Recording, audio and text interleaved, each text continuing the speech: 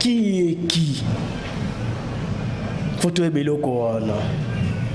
Faut te yeba nani aza nani. Parce que zali défense ya mboka, ya patrie. Alors ce qui est le moni na kati ya Ukraine, ya ezala ba oyo basi basundoli minduki bakomo kima tozola na bilini ne bazoluka ba déserter na ba frontière. Mais il y a ceux-là qui sont restés dans l'Ukraine. Fidèles. Oui. Au comprendre, erreur ni na osala mboka ezana armée na bichacha na kati. Et l'armée congolaise, les FARDC, ils ont parmi armée, ils ont pas moins de 4 ou 5 nationalités dans kati. Et ça va les gens qui sont en France, les gens en France, on dit que na kati armée na biso. Ce que lobby ba nationalité, c'est que tout le monde a retrouvé ba Rwandais, tu retrouvé ba Ougandais, tu ba kota ki lo lengeni ni mwana mboka. Les Ougandais sont là, les Rwandais sont là. Oui, oui, les Tanzaniens sont là, les Soudanais, les Sud-Soudanais sont là, les Centrafricains sont là. Ba latipe ma elamba o ya part de soto ba beloko makasi yo to bundela. Ils ne sont pas seulement militaires, mais ils sont officiers supérieurs et généraux. C'est ce qui est grave. Parce qu'on a commandement ya armée. Parce qu'on n'a pas été prudent 60 ans d'Iran. On n'a pas été prudent. 60 ans d'Iran. Il y a même des Érythréens dans l'armée congolaise.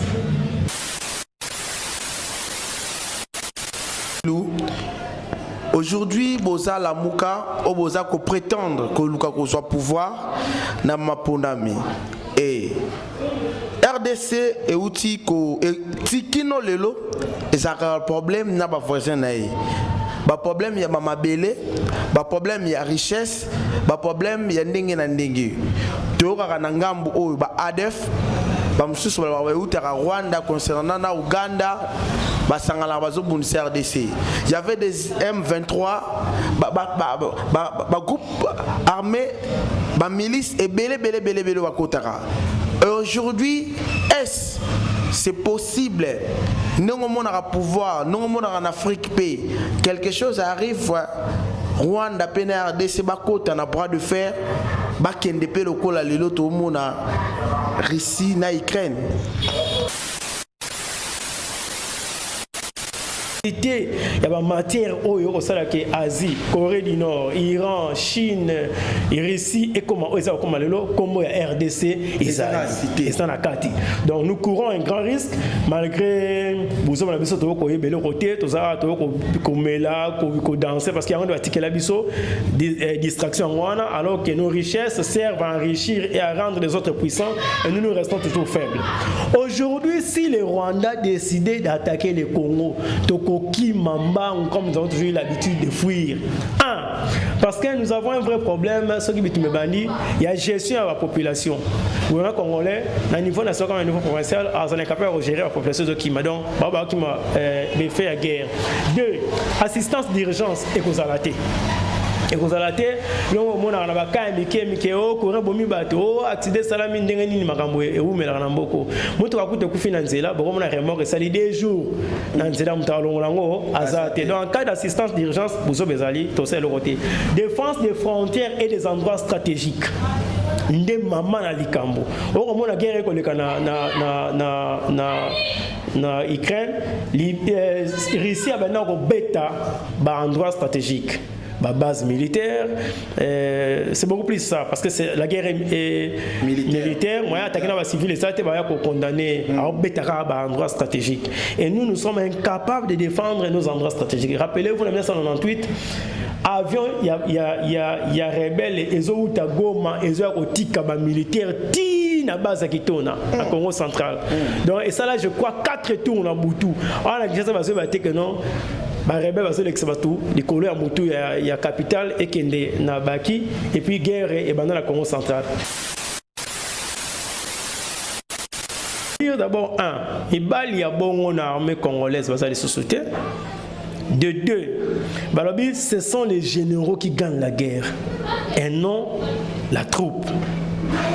Et ça, donc c'est-à-dire, tant que vous entendez le bagage, on a tchaka ma yele na ngai ndenge botelemi wana ayaki na mibali oyo mpe Afrique mobimba eyebaki mpe mibali wana eyaki bagénéraux bauti bakadogo te eyaki bagénéraux bauti soki wapi te. C'était des thèmes et des bèmes, donc bavrai technicien d'état-major, bavrai breveté d'état-major.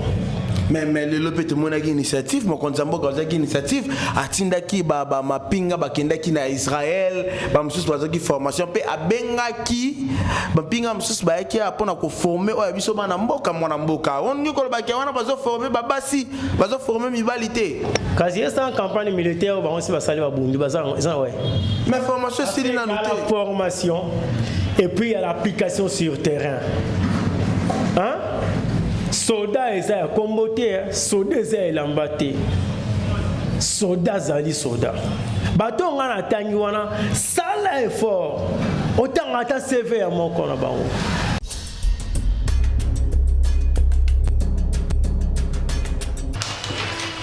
Voilà. Bonjour et bonsoir, ça dépend na ba R Oyo.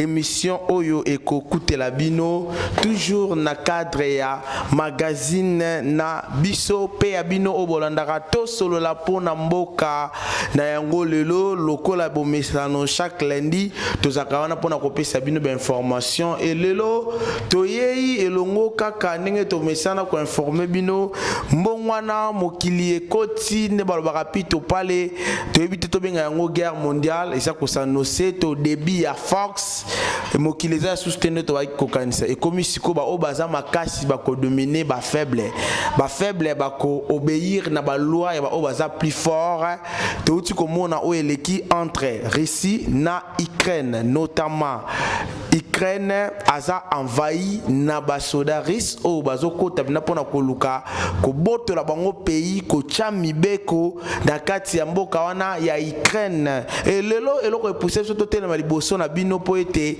mingi na Afrique to monaki ba attaque ebele uti koleka notamment na Guinée et na Mali partout na Afrique tozo mona ba force ebele zoya o côté ba rebelle ni mais biso teke ba Congolais il faut tout se poser nde balobaka tomi tout na ba 1000 questions toyeba biso tozali wapi position na biso ezali nini toza ko s'attendre na nini et na ko sala ngai moko te aza déjà pembe na ngai molobi ya mboka mwana mboka Ernest a sala vraiment entraîner oyo mingi to lobaka mingi ali couleur ya mwana mboka Martin Fayulu azaka wana pona ko défendre oyo ye participer pona ye président cher Martin Fayulu à qui j'ai dit mbote mingi mwana mboka Ernest Mwelu mbote papa bo Boni santé, boni parti. Parti très bien, parti très bien. Malgré disparition, il y a enterrement, il y a maman Charlotte. Oui, parti très bien. Nous profitons de l'occasion pour remercier tous ceux qui nous ont assistés moralement, physiquement, intellectuellement, et spirituellement. L'occasion, il y a un événement douloureux et Papa Kibiso. La disparition, il a regretté maman Charlotte Massala, députée de son État. Nous disons merci à tous ceux qui nous ont assistés, de près comme de loin. La vie continue, les combats continuent. On ne pleure pas à ces héros, on continue leur combat. Voilà. Merci beaucoup, Papa Ernest Mwinlou. Merci. Parlons de ça, Papa Ernest. Tu as vraiment directement à vivre si j'ai l'habitude un jour. Papa Ernest, guerre ou conflit entre Russie et Ukraine, selon Yo Molobeli, politicien, aux yeux on a bien formé ou bien est réveillé et l'on n'a qu'à t'amoutouna. Bon, c'est une leçon de plus pour dire que dans le monde, il faut être toujours soit aux puissants, soit aux à côté à puissants. C'est ça la grande leçon que nous devons tirer. Il faut être puissant, tous à la côté les plus puissants, parce que sinon on cesse d'exister. Alors, parce que les puissants font la loi partout, Bazali, et la loi de la nature, on est toujours animé dans l'esprit de domination, quel que soit l'organe, internationaux, sous-régionaux, continentaux, l'homme a toujours tendance à dominer. Parce que vous allez voir même la carte des Nations Unies, le Conseil de sécurité, ils ont bien membre permanent, ils ont droit de veto. Donc les plus forts sont toujours là. Et puis, les cas qui attendent qu'on contrôler avec le président Mobutu. Afrique. Oui, l'Afrique centrale, toi qui peine na Moma Koki, il y a contrôlé. Pas seulement Afrique centrale, Afrique Mobimba. Oui, nous étions parmi les puissants. On citait l'Égypte, le Nigeria, les Zaïre, l'Angola et l'Afrique du Sud. Donc nous étions parmi les 5. Au bazar, on a un mot à dire dans Makambo Afrique par rapport à sous-région où on s'est retrouvé. Et on contrôlait même les 9 pays frontaliers d'Abisso, sauf l'Angola, où tous les pays UNITA, tout financé UNITA, la rébellion pour frontière entre Zaïre et Angola et Zala perméabilité. Et dans Centrafrique, c'était le président Kolingwa, un proche à Mobutu. Dans Soudan, Ezaki El-Béchir, proche à Mobutu toujours. Dans Ouganda, c'était Idi Amin Dada. Dans Burundi, c'était le major Buyoya. Avant Bagaza, après Buyoya. Dans Rwanda, c'était Abiyarimana. Bon, Tanzanie, exactement à tendance, parce qu'avec Barab, dans Zambie, Kenneth Kaunda, c'était un grand ami de Mobutu. Voilà, ça c'est le leadership que les Congolais, les Aïrois à l'époque, au MEMA. Et ça nous faisait du bien parce qu'on était un peu à l'aise. Donc, Mobutu a été à l'aise parce qu'il y avait que la sous-région géopolitique, d'une manière générale, ils allaient un peu à Rwanda, à contrôler. Voilà. Au-delà de ces 9 frontières, nous avons vu aussi l'armée zaïroise à l'époque assister les Tchad, assister l'Angola, na UNITA, assister à Centrafrique, na conflit, tout ça. On partait partout dans le monde, solo. Mais l'élo, par rapport à ce qui se passe en Ukraine, il faut réveiller la conscience de Congolais parce que nous sommes enviés de tous les côtés, de toutes les frontières. Voilà. Et s'il faut qu'on batte à mater, si aujourd'hui par exemple le Rwanda Alingi a contrôlé, Congo pas contrôlera déjà. Bon, soit Alingi a moins influence. Non, nous allons arriver, Papa Ernest. Oui. Là, c'est comme si vous vous précipitez d'aller donner des réponses aux questions.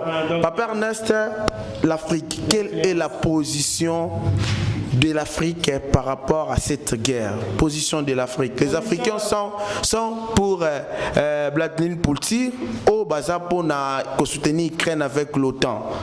Bon, les Africains sont partagés. Bazar partagé dans 3 groupes. Le premier groupe, il y a acheté, en conscience. Moi, je les appelle les idiots. Passez-moi l'expression, parce que je change la vite.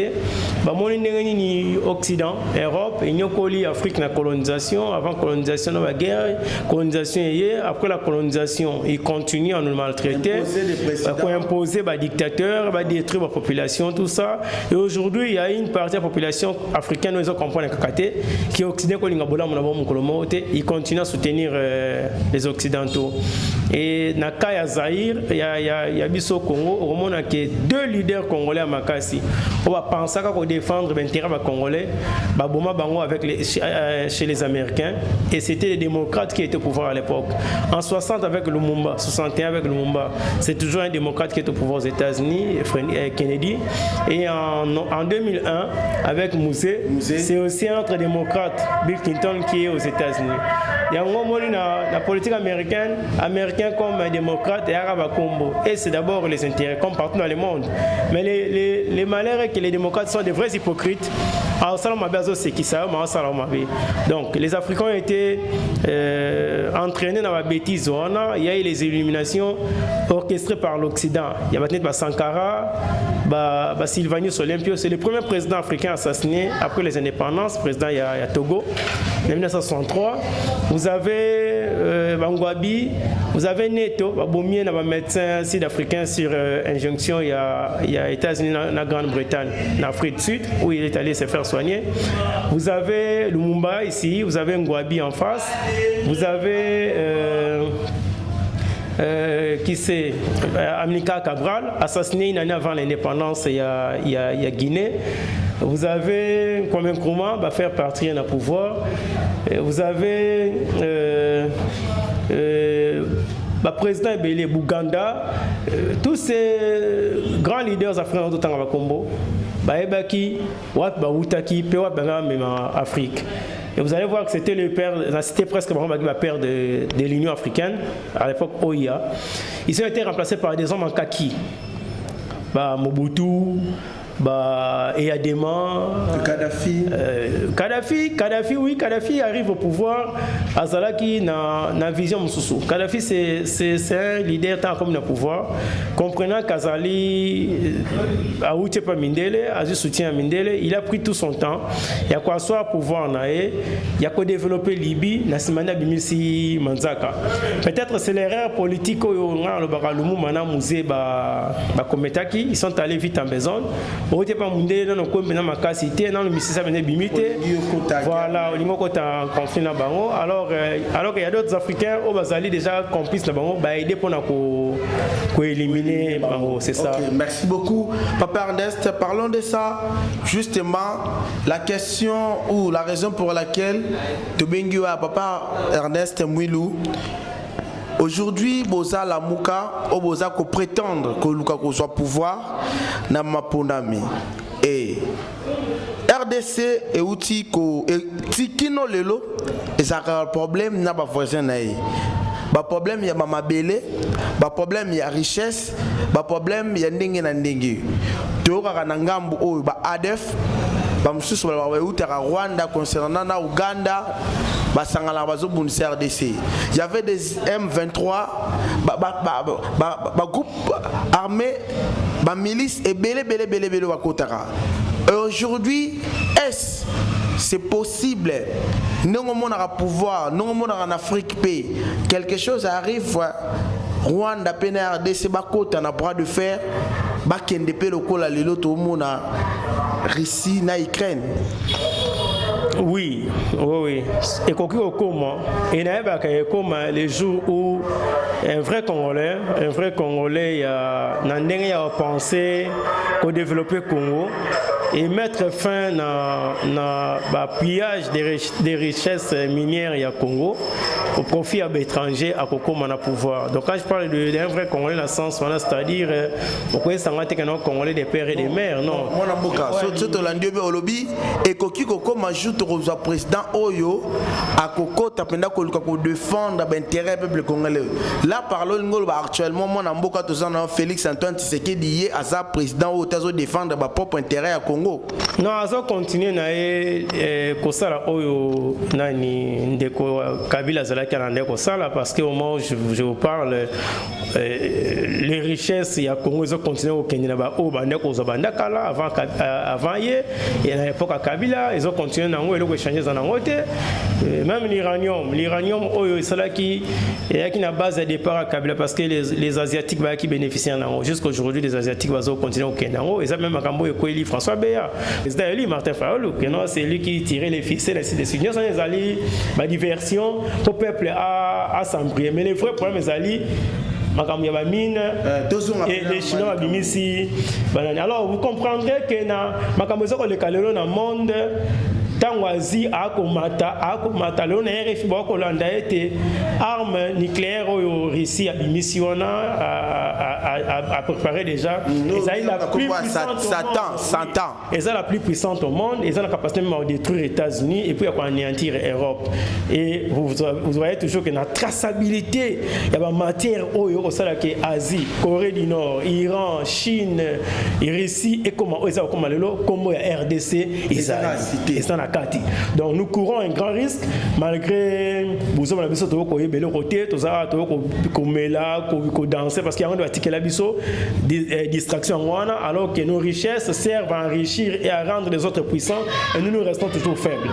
Aujourd'hui si le Rwanda décidait d'attaquer le Congo Tokoki Mamba comme nous avons toujours eu l'habitude de fuir parce que nous avons un vrai problème ce qui il y a gestion à la population. Vous êtes Congolais, à niveau national, à niveau provincial, on est capable de gérer la population de Kima. Donc, qui m'a fait la guerre. 2. Assistance d'urgence et causalité. et vous allez non mon na ba ka mike o ko bomi bato accident salami ndenge nini makambo e ou mela na mboko mutu akute ku finanzela bo mona remorque sali 2 jours na nzela mutalo lango azate donc en cas d'assistance d'urgence vous bezali to c'est le côté défense des frontières et des endroits stratégiques nde mama na likambo o mona guerre ko leka na Ukraine Russie a maintenant ko beta ba endroit stratégique ba base militaire, c'est beaucoup plus ça parce que c'est la guerre militaire. Moi, attaquer les civils et ça, tu vas condamner à obéir à un endroit stratégique. Et nous sommes incapables de défendre nos endroits stratégiques. Rappelez-vous, en 1998, avion, il y a rebelles et ils ont eu Goma, ils ont eu militaire na base à Kitona, à Congo central. Donc, et ça là, je crois 4 tours dans Boutou. On a dit ça va se battre que non. Ba rebelle va se l'exbatou, les couleurs à Boutou, il y a capitale et Kende na Baki, et puis guerre et dans la Congo centrale. Ba les cas na makoloté. Donc, tout ça dans un système de défense, moko ya malongate, au salarié de Tobundana Rwanda. Et cela est lié à quoi? Cela est lié à ce que les côtés dit à Osala on ne connaît Kabila Sengaki. Bon, moni, et ça même conséquence, il y a un chèque état de siège pour dire que c'est le Tobundana Rwanda. D'abord, retenez que Rwanda a eu mon côté Ouganda à côté. Tant Ouganda à côté, Burundi à côté. Burundi à côté, Soudan du Sud à côté. Donc, tous nos 9 voisins là, Moutaza pour Bissololo, à ton leadership. Parce que leadership veut dire influence, il faut influencer, il faut à la mesure, il y a même Manabino. Donc, on n'a pas ce leadership là aujourd'hui. Donc, en temps de guerre avec nos voisins de l'Est, on va occuper ce territoire dans l'Engue à péter. Parce que ça va contrôler. Moi, merci Tokyo Malamu Mingi, Ocha, moi, Balobara Vert, na Kopo, mais la moi moqué. Moi, Namboka, mais Nakota, le Lengue, Otoali, mais Toali na armée à Makasi, FARDC.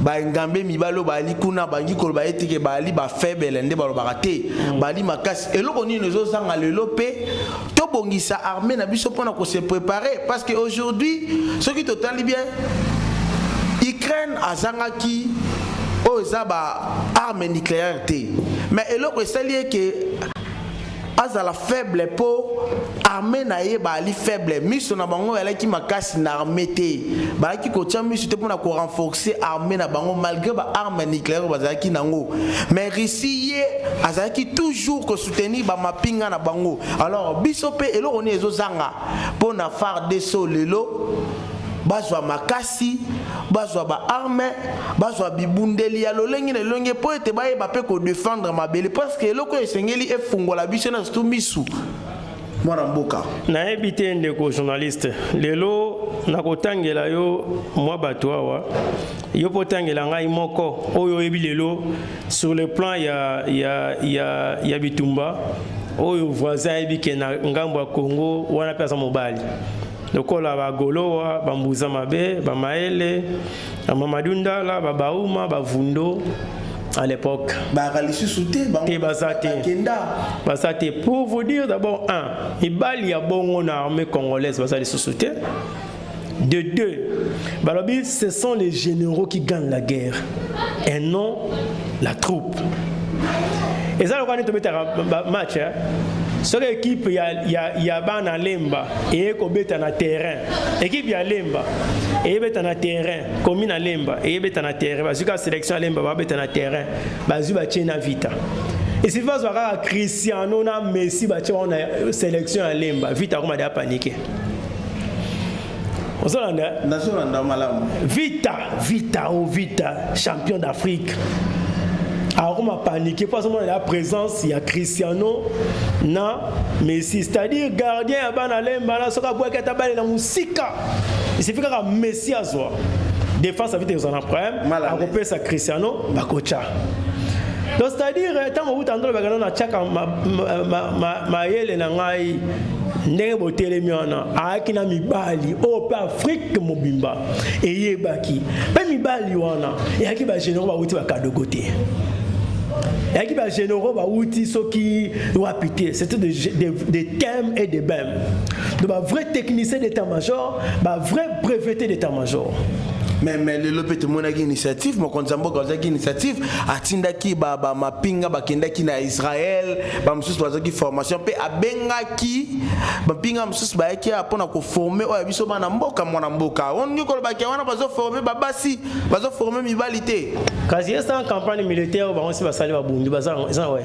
Mais formation c'est na noté. Formation et puis il y a l'application sur terrain. Hein? Soda eza kombote, soda eza lambate. Soda zali soda. Bato ngana tangi wana sala effort. Autant ata CV à mon kona bango. Ndeko comprendre que Mobutu akenda na armée na e. Et bah na simati lo Mobutu na sali armée. Exact. Ça c'est le premier élément. Le deuxième élément. Ndeko Kabila n'a détruire l'armée congolaise ndenge sengeli. Na makambo abengi intégration des forces négatives et des groupes rebelles. Mais yemoko ali soda a redétruire armée. Oui, a redétruire ondeni. Po ayebi ke soki atiki armée o esengeli na Congo. Evanda na 1, yemoko azana ma à l'aise na ba aventure no sara na bata est. 2, soki akei na sima ba o ba koya mibali ya solo na des Congolais conscients, des vrais combattants, des vrais bêmes, des vrais thèmes. Ba remettre ba ndeko na wana ba sala na cop na est hors état de nuire. Parce que ce qu'on na est comme on a été rebelle, c'est la raté rebelle, c'est la raté. Oh, et bon ba ADF ba groupe rébellion bazali ba rebelle te bazali ba garde minier. Ba ADF okut baza ko traiter bango lokwa bali ba terroriste ba ko travailler na ba terroriste ali ba garde minier ponga na tunio baza ba ADF ba rebelle oui, les forces négatives oui, ba carré minier ba contrôler kawana bana ya patron na bango. Wana eli likamoko ya kobomba na oti le to ebakate ngana yebi. Les gardes miniers à l'est qu'on appelle les rebelles, baba rebelles, sont des gardes miniers, des gardes mines. Alors, méthode dissuasive, vous allez pour civil à pousse en athée, aïe ma vérité, il faut l'engagement au moni 10 personnes dans le village égorgé. 15 personnes vont faire mon ventre, mais nous kimi. Et ces gardes miniers-là ont leurs responsables ici à Kinshasa. Ils sont ministres, ils sont députés, ils sont sénateurs, ils sont généraux, ils sont colonels, ils sont même dans le cabinet chef de l'État. Merci beaucoup, Général Longonia. Moi, je suis le problème na biso, tu as toujours na problème il y a Russie, na Ukraine, oh il faut Mboka, Congo, et soit Mayele côté armée. Moi, Mboka,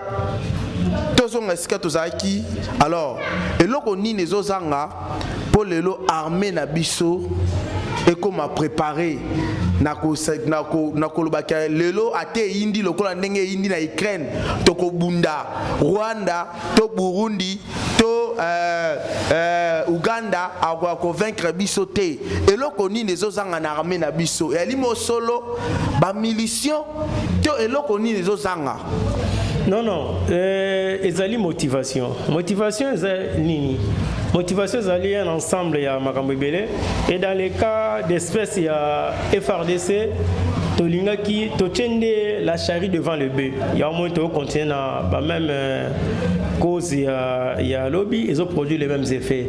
C'est-à-dire on devait passer d'abord par réformer les forces de défense, la police, les forces armées et puis les renseignements. Pour tout infiltrer tina moyen les punitions, on soit bien.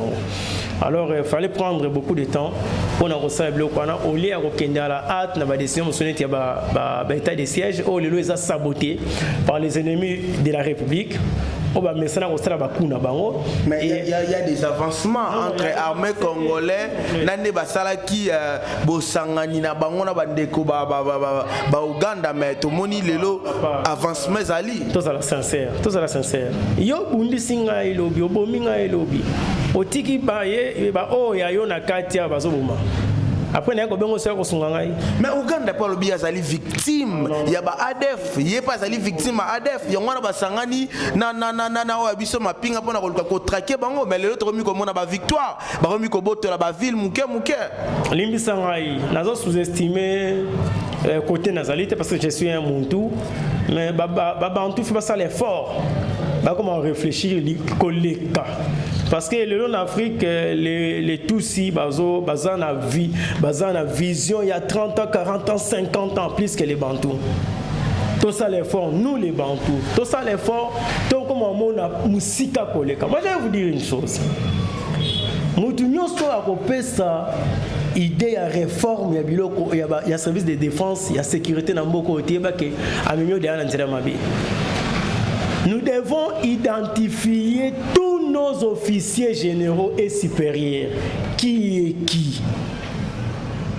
Faut tout biloko wana. Faut tout yeba nani azanani. Parce que zali défense ya mboka, ya patrie. Alors, ce qui est le moni na kati ya Ukraine, ya ezala ba oyo basi basundoli minduki bakomo kima tozola na bilini ne bazoluka ba déserter na ba frontière. Mais il y a ceux-là qui sont restés dans Ukraine. Fidèles. Oui. Au comprendre erreur ni na osala mboka ezana armée na bichacha na kati. Et l'armée congolaise, les FARDC, ils ont parmi armées, ils ont pas moins de 4 ou 5 nationalités dans la carte. Et ça va les gens qui sont en France, les gens en France, non. Ce que l'objet la nationalité, c'est que tout le monde a retrouvé les Rwandais, tout retrouvé les Ougandais, les Ougandais sont là, les Rwandais sont là, oui, les Tanzaniens sont là, les Soudanais, les Sud-Soudanais sont là, les Centrafricains sont là. Ils ne sont pas seulement militaires, mais ils sont officiers supérieurs et généraux. C'est ce qui est grave. Parce qu'on a commandement et armée. Mais parce qu'on n'a pas été prudent 60 ans d'Iran. On n'a pas été prudent. 60 ans d'Iran. Il y a même des Érythréens dans l'armée congolaise. Hein? Il y a même des Érythréens dans l'armée congolaise. Il y a les Angolais, il y a les Zambiens, il y a les Tanzaniens. Donc d'abord les 9 pays où toutes ces nationalités sont chez nous. Alors on pouvait encore les accepter, sous-lieutenant. Mais je vous dis, ils sont colonels, ils sont officiers supérieurs, généraux, tout ça. Et les nombres, que nous délais à 5000. Allez-y comprendre. Merci mon Mboka. Tokomi Nasuka et Leloyo décidé mon Mboka Martin Fayulu a joué Bokonzi. Nini était au Boko Sala. Topé nini au Boko tient en place pour na kozongi sa mapinga na biso ezonga lolenge à l'époque époque ya Mobutu pour na l'époque ya musée pour na kolakisa kelelo soki e yindi pe lokola lelo yindi na Ukraine na Russie RDC ta capable ya ko kotela ba o ba kulukela e makambu ko kende ko arracher bango si s'agit to botela bango ba capital wana to botola yango. Il faut beaucoup de moyens dans le service de sécurité pour couper ça. Congolais au Bazakolata Sokoto et Mboka. D'abord confiance. Beaucoup de moyens. Nyoko bakemwa na mboka to monaki mwa na mboka Félix Antoine Tshisekedi abakisaki mwa lo mea abakiselaki bango mosolo mapinga. Te bosala bino moni bino ba journaliste boza 4e pouvoir. Bobeta Ramasolo neti ma sapoté. Lorsqu'on donne, il y a eu des officiers moi na mboka balekaki ba témoigner que babaki seli bango mbongo. S'il vous plaît, oui. Mais moi je vois aussi les images où les soldats au front vont passer $20. Il y a prime. $20 pensez non na tunité na lobité bon le baksamité na monaki mon konzamba ko ça il y a papa ndeko nani Tshisekedi facha utuko ko solo na ba officier militaire abani alobi ke na yebi ko futa makamala muté ba policier na ba militaire et carré sali to koyeba toujours des promesses. Donc il faut beaucoup de moyens pour que tout ça la réforme et armée. Réforme et armée, identifier officier, n'abisso identifier toute l'armée, soutien populaire pèse là parce que l'armée a gagné à 60 soutien populaire il y a peuple naé. Et ce qui fait que quand il y a identité, les alliés nécessaires, peuple là s'est retrouvé dans la carte armée pour dire que bah dans la carte armée ça ba no biso to na to tingi, les alliés te ba no ba voisin de ba tindeli biso. Les alliés même lansarapé ba communiquer ti lelo recrutement rabat na biso ba ngokendete ba ndeko la biso. Mais Papa, nalobi boye tango ye ndeko ozo senga kota musala soda koyande no mwa moni papa ya ba voisin na ye bakataki likolo basundoli na leta komo senga mbongo na balabala. Ba oya ke front ake kuna kufi a on a simana kamba bimisi mwasi na bana. C'est ce qui décourage.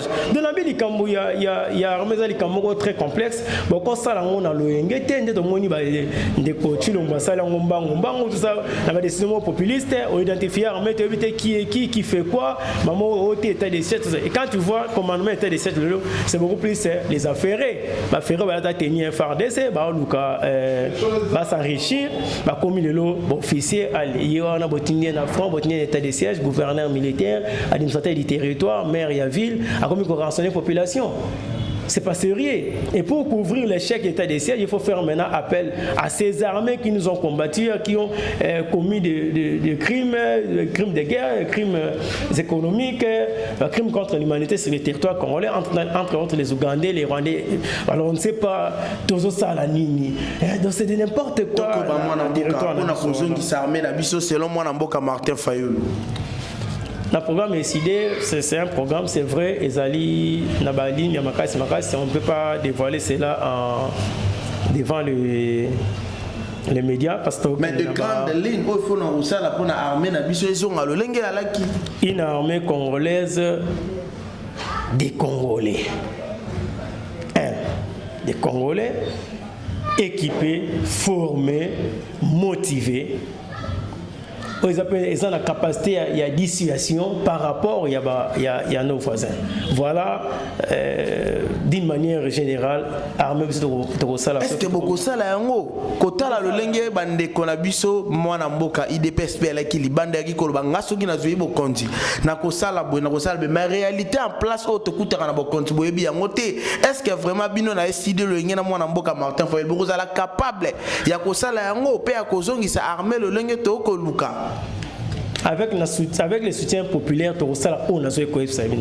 pourquoi? Parce que moi, l'échec qu'il y a eu des peuples alliés, le soutien populaire, nous sommes soutenus par les peuples. On réussit le côté. Il n'y a pas un contrat social entre l'IDPS et les peuples congolais. Alors, les idées, il faut pouvoir, avec la coalition Namunka, nous avons les atouts. Nous avons les atouts avec nos partenaires pour refonder l'armée congolaise, la rendre dissuasive, forte, équipée, motivée, bien formée. Et puis, Oyo Azali Congolais, te a reçu la grade nini, a reçu un commandement, il y a unité stratégique pour la défense en Boka. Sinon, nous avons la motalati bilambate, on a bilamba, oh, Azali, c'est ça aujourd'hui les Congos sur le plan sécuritaire. Ok, merci mon amour. Voilà, c'était Ernest Mouilou, plutôt, excusez. Hier, mon amour, Kazaki, on a pour éclaircir,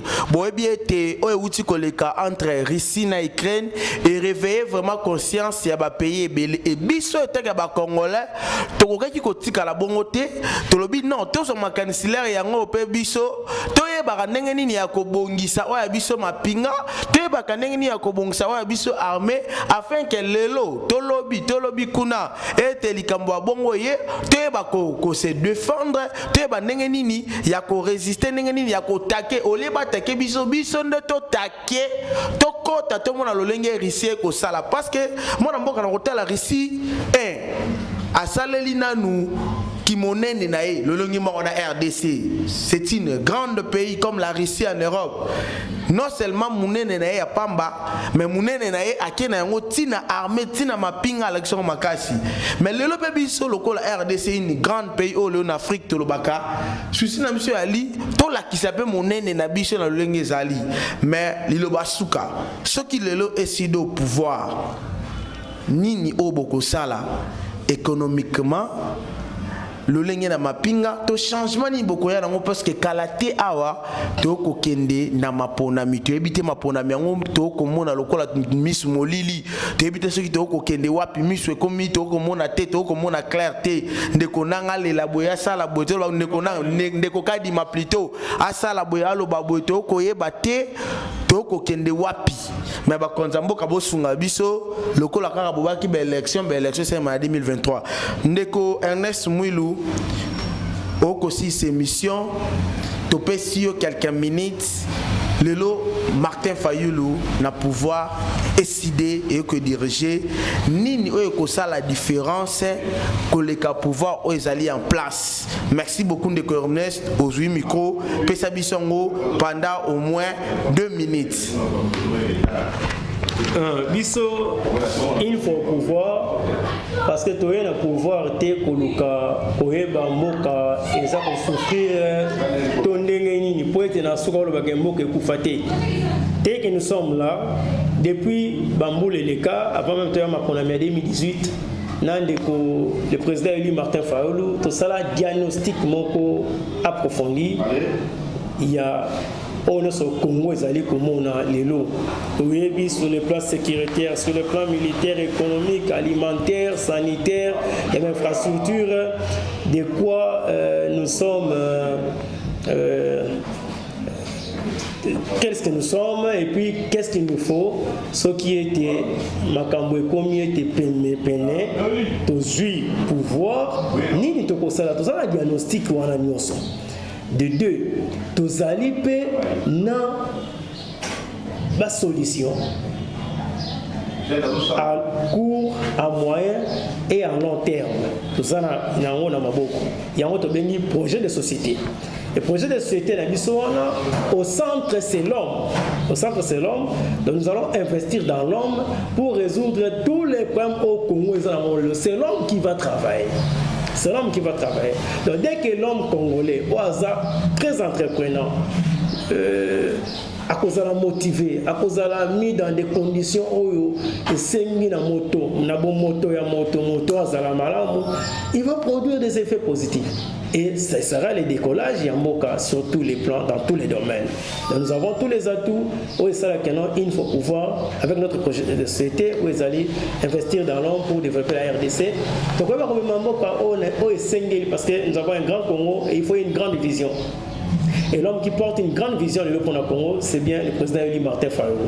Alors, je me souviens que il s'en va, il était moi vision qui est dans le banda, et si les résultats sont là, bah moi comme il est là, qui ils ont simbaté, bon, ma comme sous tout le monde a, tu vois qui a monté entre les banda. Or, tant aux ali banda, mon inga pour diriger, aux pour critiquer, il faut ça à mesure il y a pour kota quoi, bah nini, ils sont aussi simbaté, pour être aussi commun ou apporter directement des solutions idoines. Et ça comme ma colocation pour donc ça l'amateurisme au sommet de l'État où papa Tshisekedi dans le mandat koloba malheureusement ils avaient qu'on pense que malade du pays des personnes de Kobela de l'autre part ça là on a au sommet de l'État ils apprennent pendant que les Congolais meurent à cause de l'insécurité, à cause il y a manque de soins de santé appropriés, à cause il y a chômage, à cause il y a makambo belé.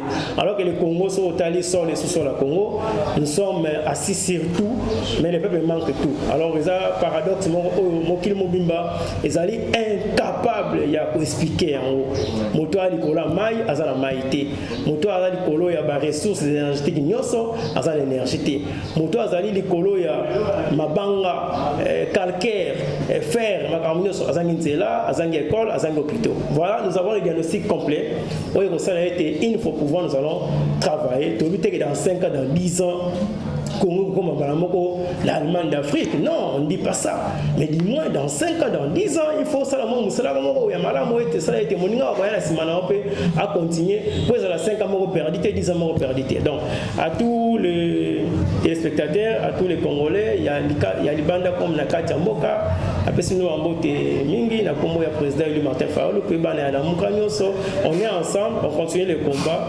La victoire est certaine. L'adversaire est déjà faible, donc nous allons autant et nous allons récupérer notre impérium pour bâtir un Congo où tout le monde vit dans Ndenge Sengeli. Merci, à la prochaine.